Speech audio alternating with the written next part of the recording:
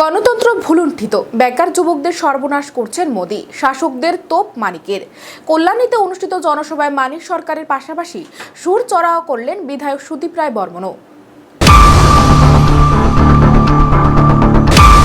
দেশের যুব সম্প্রদায়ের সর্বনাশ করে দিয়েছে কেন্দ্রের বিজেপি সরকার। এই প্রভাব পড়েছে রাজ্যেও। গত 50 বছরে ত্রিপুরা রাজ্যে বেকারত্বের যে হার ছিল, যুবাদের কর্মসংস্থানের সমস্ত সম্ভাবনা কর্পোরেটরদের হাতে সম্পূর্ণ করে গত 10 বছরে সরকারিভাবে কর্মসংস্থানের সুযোগ তৈরি করতে ব্যর্থতার রেকর্ড তৈরি করেছে মোদী সরকার, যার কারণে যুব সম্প্রদায়ের ধ্বংসের মুখে ধাবিত হচ্ছে। তারা হতাশায় ডুবে যাচ্ছে, নেশার করাল গ্রাসে নিজেদের বিলিয়ে দিচ্ছে, যেদিকে নজর নেই বর্তমান সরকারের। কিন্তু তারা বলছে মোদি মানেই গ্যারান্টি, গ্যারান্টি মানেই মোদি। কিন্তু প্রকৃতপক্ষে মোদি শুধুমাত্র বেকারত্ব বৃদ্ধির গ্যারান্টি দিয়েছে, কেননা যুব সমাজের 85% বেকারত্বের জ্বালায় ভুগছেন। শুক্রবার পশ্চিম ত্রিপুরা লোকসভা আসনে ইন্ডিয়া জোটের প্রার্থী আশিস কুমার সাহার সমর্থনে বনমালীপুরের কল্যাণী এলাকায় নির্বাচনী জনসভা বক্তব্য রাখতে গিয়ে শাসক দলকে লক্ষ্য করে এমনভাবে শাসক দলকে আক্রমণ করলেন প্রাক্তন মুখ্যমন্ত্রী মানিক সরকার। এই দিনের আয়োজিত জনসভায় তিনি আরো বলেন, বিজেপি সরকার 2014 সালে বছরে 2 কোটি চাকরি দেওয়ার প্রতিশ্রুতি দিয়েছিল, কিন্তু কোথায় সেই চাকরি? তিনি তথ্য তুলে ধরে বলেন, শিক্ষিত বেকারত্বের সংখ্যা রাজ্যে গত 10 বছরে যেভাবে বৃদ্ধি পেয়েছে তা গত 50 বছরের রেকর্ডকে ভেঙে দিয়েছে। তিনি বলেন, সাধারণ মানুষ বুঝতে পেরেছে মোদির আসল গ্যারান্টি। তাই বিজেপি দলের কর্মীরা যখন বাড়ি বাড়ি ভোট প্রচারে যাচ্ছে, তখন সাধারণ মানুষ তাদের দিকে প্রশ্ন ছুড়ে দিচ্ছে, যার কারণে দলীয় প্রার্থীদের প্রচারে এখন মোদির গ্যারান্টি বিষয়টি ব্যবহার করছে না নেতা মন্ত্রীরা। তিনি শাসক দলের বিরুদ্ধে এদিন আরো বলেন, বিজেপি সরকার রাষ্ট্রের কথা বলে কিন্তু প্রধানমন্ত্রী মোদির নেতৃত্ব রাষ্ট্রটাকেই ধ্বংস করে দিয়েছে বিজেপি। দেশের ধর্মনিরপেক্ষতা আজকের দিনে বিপন্ন, সংবিধান আক্রান্ত, সংবিধানকে বদলে ফেলার চেষ্টা করছে এই দল। গণতন্ত্র ভুলুণ্ঠিত। এই পরিস্থিতিতে তাই ইন্ডিয়া জোট গঠন করা ছাড়া কোনো উপায় ছিল না। কংগ্রেসের সঙ্গে নীতি ও আদর্শগত প্রভেদ থাকতেই পারে, কিন্তু গণতন্ত্র রক্ষায়, সংবিধান রক্ষায় আগামী লোকসভা নির্বাচনে রাষ্ট্রসহ দেশ তথা রাজ্যকে বাঁচাতে ইন্ডিয়া জোটের পক্ষে ভোট দান করার আহ্বান করেন মানিক সরকার। পাশাপাশি ভোট কেন্দ্রে যেতে বাধাপ্রাপ্ত হলে তাদের বিরুদ্ধে রুখে দাঁড়াবারও আহ্বান করেন তিনি। দীর্ঘ সময় আপনারা বক্তব্য শুনেছেন, আমাদের সবারও সময় নির্ধারিত আছে। আমি সময়ের মধ্যে স্বল্প পরিসরে কয়েকটা বিষয়ের প্রতি আপনাদের দৃষ্টি আকর্ষণ করার চেষ্টা করব। ভোটের প্রস্তুতি যখন শুরু হয়েছে আমাদের দেশে, তখন আমরা দেখছিলাম বিজেপির তরফ থেকে একটা প্রচার,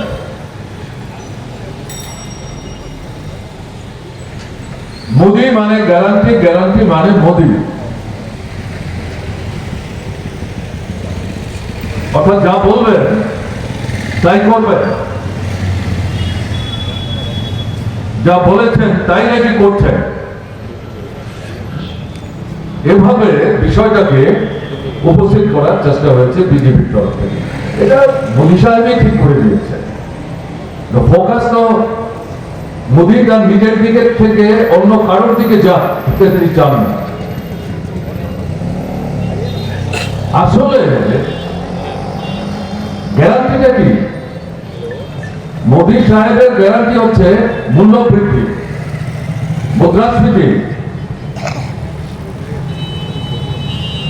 টাকার দাম কমে যাওয়া, সাধারণ মানুষের ক্রয় ক্ষমতার নিচে চলে যাওয়া, কর্মরতদের কাজ হারানো, কারখানা বন্ধ হয়ে যাওয়া, এটা হচ্ছে গ্যারান্টি 10 বছরের অভিজ্ঞতা। আর গ্যারান্টি হচ্ছে বেকারদের সংখ্যা বৃদ্ধি। আপনারা অনেকে জানেন আমাদের দেশের লোক সংখ্যা এখন 140 কোটি। 18 থেকে 35 বছরের যারা, তাদের সংখ্যা হচ্ছে 100 জনের মধ্যে 66 জন, পৃথিবীর কোন রাষ্ট্রে নেই। আর এই যে যুবকরা, যুবতীরা, তাদের মধ্যে যারা শিক্ষিত, মাধ্যমিক, দ্বাদশ মান, কলেজ, বিশ্ববিদ্যালয়, এদের মধ্যে ডাক্তার আছেন, ইঞ্জিনিয়ার আছেন, এই সপ্তম মিলনের পর তথ্য থেকে বেরিয়ে এসছে এদের মধ্যে 83% বেকার। দলে মোদি 10 বছর যাবৎ প্রধানমন্ত্রী, 14 যে প্রতিশ্রুতি দিয়েছিলেন বছরে 2 কোটি করে চাকরি হবে, কোথায় চাকরি? তাহলে গ্যারান্টিটা কি? গ্যারান্টি হচ্ছে বেকার বৃদ্ধির গ্যারান্টি। গত 10 বছরে আমাদের দেশে, গত 50 বছরে বেকার বৃদ্ধির যে হার, তার সমস্ত কিছুকে চৌপাট করে দিয়ে অতিক্রম করে নূতন ব্যর্থতার রেকর্ড স্থাপন করেছেন মোদী সরকার। তাহলে এটাই হচ্ছে গ্যারান্টি। এই সভায় বক্তব্য রাখতে গিয়ে কংগ্রেস বিধায়ক সুদীপ রায় বলবেন, গোটা রাজ্য জুড়ে তথা দেশে এক নিস্তব্ধতা ছেয়ে গেছে। কথা বলার অধিকার নেই, মানুষের মতো প্রকাশ করার অধিকার নেই। ঠিক ভুল বিবেচনা করেও মানুষ নিজেদের মতামত প্রকাশ করতে পারছেন না। এমন অবস্থা থেকে বেরিয়ে আসার জন্য নিজেদের ঐক্যবদ্ধ হতে হবে।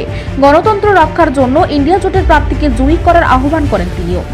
এদিন রাজধানী কল্যাণী এলাকায় অনুষ্ঠিত নির্বাচনী জনসভায় উপস্থিত ছিলেন প্রাক্তন মুখ্যমন্ত্রী মানিক সরকার ও বিধায়ক সুদীপ রায় বর্মন, বিধায়ক গোপাল চন্দ্র দাস, বাম নেতা অমল চক্রবর্তী সহ অন্যান্যরা। নিজস্ব প্রতিনিধি রিপোর্ট, এশিয়ান টাইমস।